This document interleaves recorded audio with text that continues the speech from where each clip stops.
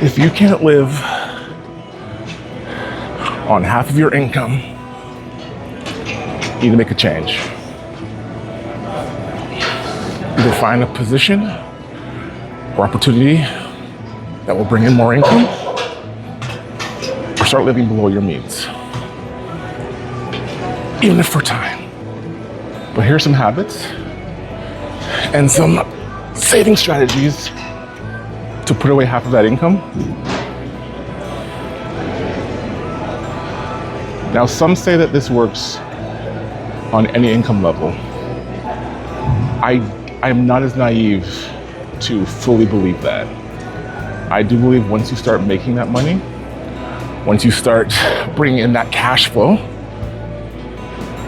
for whatever you're doing, whatever opportunity you're working on, use these strategies when that money starts coming in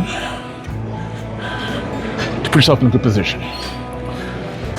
Put 10% into a tithe, some sort of opportunity or charity that you fully believe in. If you're not religious, that's fine, tithing isn't for you. But if you are, find something that you believe in, whether it's for feeding the hungry, giving to those who are struggling with addictions, with abuse, some sort of opportunity where you can give to someone that's not your family and not your friend. As much as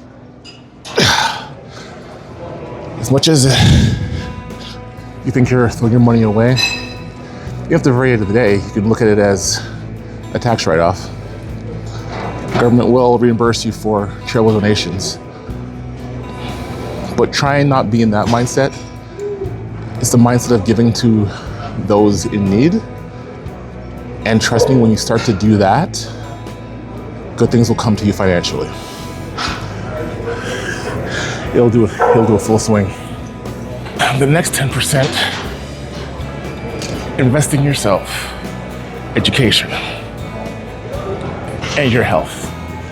This can be split into two. Sometimes people will do 10% towards their health and 10 towards education. When I say education, I'm referring to something that's going to better you. And ideally something that's going to help bring in more money. You're putting that money in as investment,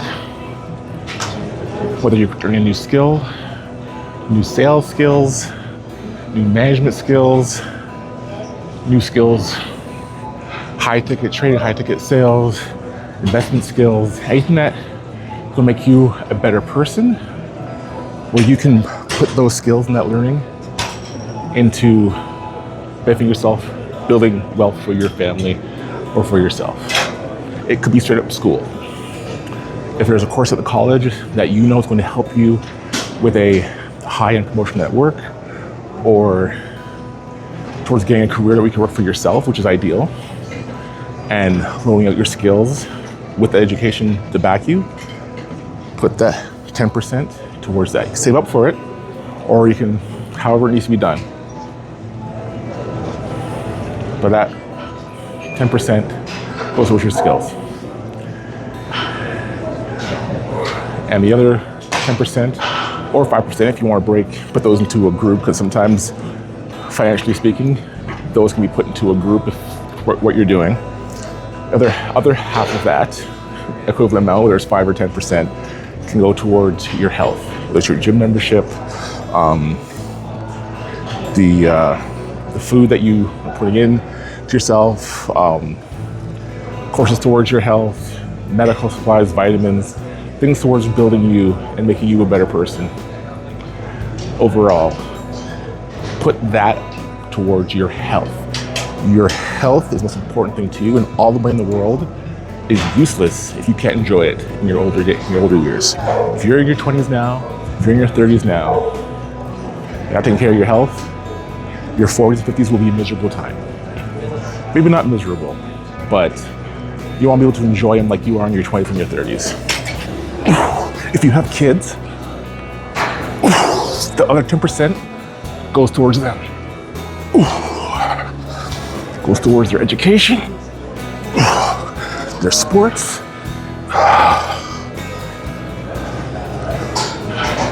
anything towards benefiting your children. If they're in hockey, if they're in basketball, they got camps. If you're going to put it towards their school fund, their college fund, break it up so you put maybe a percentage of that into their college fund. But put it towards your future, their future. The last 10% goes towards your fun.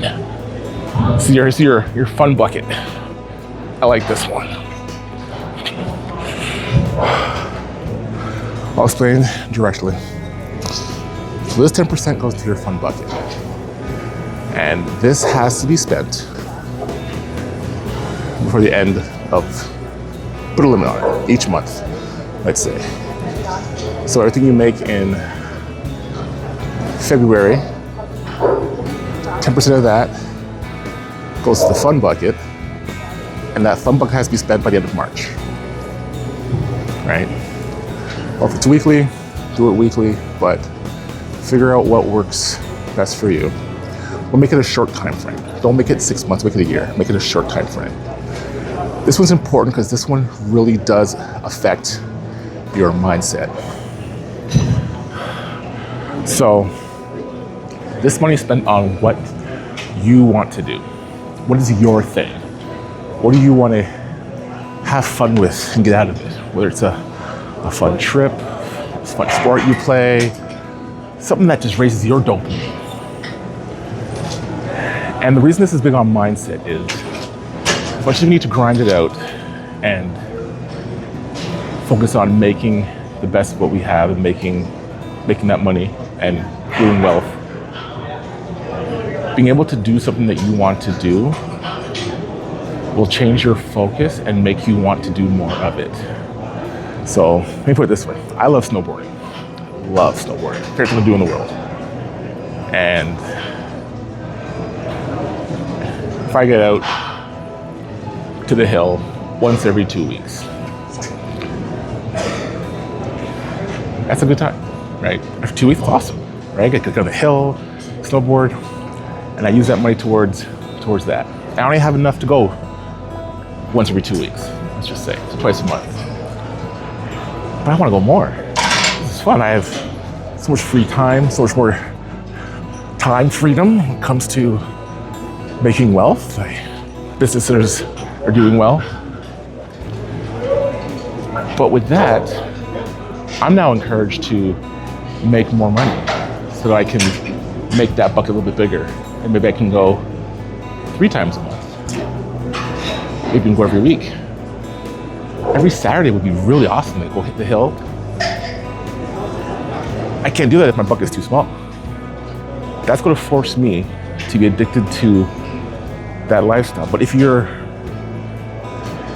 diligent and strict with your approach, and you know you can't reach outside of that bucket, you're going to do what you can to make the bucket bigger. So you're going to look for more ways to close more deals, look for more ways to get more time on that calendar, for more ways to make things more efficient, so that A, you have more time managed for yourself to be able to go and do those sort of things like go snowboarding every other week or every week, but also make more money to put towards go snowboarding every week, or golfing every other week, or whatever your thing is, you know, going to the F1 races, right, or hang gliding, whatever is your joy, right, to do. Going to go see a baseball game with your favorite team, taking that trip to go to each arena to watch them play in every other arena, every other stadium. These are things I'm talking about. And you can do more of it the more you make. So this is a very important bucket. As much as it seems like it's wasteful or don't get me wrong, when you need to grind it out, you need to grind it out. Sometimes to get to where, if you're down here, you get there, you gotta cancel off all the fun for that 6 months, or for that year, or for that 3 years, depending on who you are, what your situation is, what you need to do. Don't get me wrong, that's very, very important when you're getting started off. Once you start making that money, if you want to get in the mindset where you make more money, putting these buckets aside is going to be so helpful towards you. And using the fun bucket is going to encourage your brain to find more ways to raise them, because that's what's going to get your dopamine hit, right? Getting you on those fun trips, taking the significant other to fun places, on fun dates, taking yourself to those games, going golfing, going skiing, doing the things that you want to do. You want to be able to do more of it. And trust me, after 6 months of following that routine, you will automatically start finding new ways to make more money. And it's primarily going to be from that fun bucket. Fun bucket's very fun. Of course, the obvious bucket is the emergency bucket. Put 10% aside for emergencies. And don't touch that bucket for any reason. It's called emergency bucket, but what you might deem an emergency at the time probably isn't an emergency. Especially since you should have 50 to 40% of what you made total still available to you. That's going to go obviously towards your bills, maintenance costs, things that you would normally pay, right? Your living expenses, your groceries, etc. You know, maybe even childcare. So like I said, if you are able to find a way to live off half of your income, the other half needs to go into those buckets, into those 4 or 5 buckets that we had mentioned. Emergency funds, self-education and health, your fun bucket for your own fun, and your donations bucket, whether it's for tithing if you're part of an assembly or a church, or towards those in need. Those are your 5 buckets. And if you want to break up the education and health into 2 more buckets, like separate them from 5% each to 10% each, and go on that, that's a great way to do it as well. So, anyways. Playing Miss Saga Warrior.